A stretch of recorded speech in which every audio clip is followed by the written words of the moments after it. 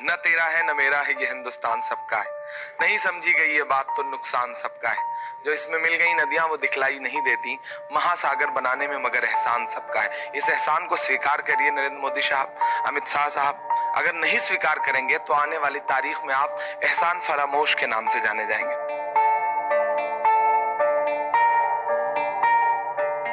मैं नहीं जानता, मैं नहीं मानता, इसी अल्फाज के साथ इमरान प्रतापगढ़ी जी अभी इजलास से हमको खिताब करके लौटे हैं। इनसे जानते हैं कि सर, पहले तो आप ये बताइए कि आपसे हम किस हैसियत से बात करें, एक अदीब की हैसियत से, एक सियासी लीडर की हैसियत से, एक अवामी कारकुन की हैसियत से, जिस तरीके से आप लोगों के बीच जा रहे हैं।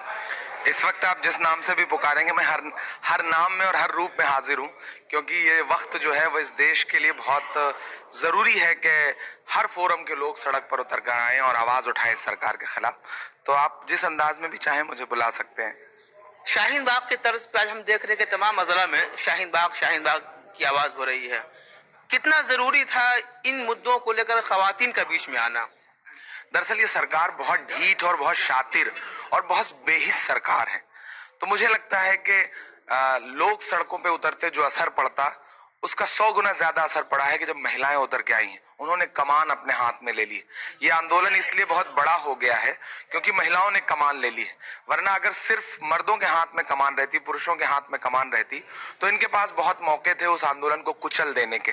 इन्होंने कोशिश भी करी। उत्तर प्रदेश में 19 लोग मरवाए, एक बिहार में मरवाया, 6 से ज्यादा मौतें असम में हुई हैं, लेकिन शाहीन बाग का कोई जवाब नहीं है। और जब हर शहर में शाहीन बाग बन रहा है, वो इस आंदोलन की सबसे बड़ी खूबी है और वही आंदोलन इनको पीछे हटने पे मजबूर करेगा। एक चीज बताइए, इस आंदोलन की कामयाबी की वजह क्या समझ में आती है कि सियासी लीडरान का इन्वॉल्व इसमें नहीं है इसलिए कामयाब है?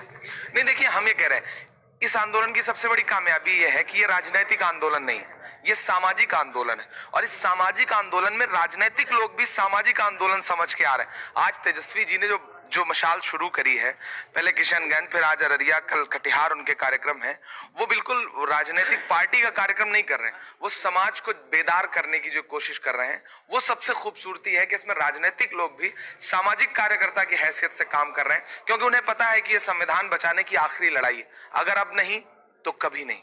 क्या लगता है सर, आखिरी सवाल आपसे, कि मरकजी हुकूमत बैकफुट पे जाएगी इतनी तहरीक होने के बाद भी?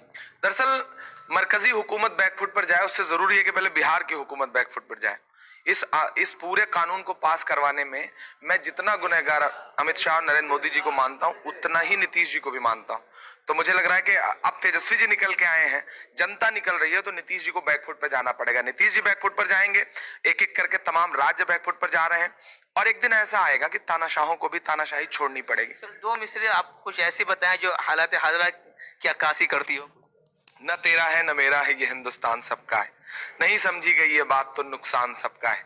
जो इसमें मिल गई नदियां वो दिखलाई नहीं देती, महासागर बनाने में मगर एहसान सबका है। इस एहसान को स्वीकार करिए नरेंद्र मोदी साहब, अमित शाह साहब। अगर नहीं स्वीकार करेंगे तो आने वाली तारीख में आप एहसान फरामोश के नाम से जाने जाएंगे।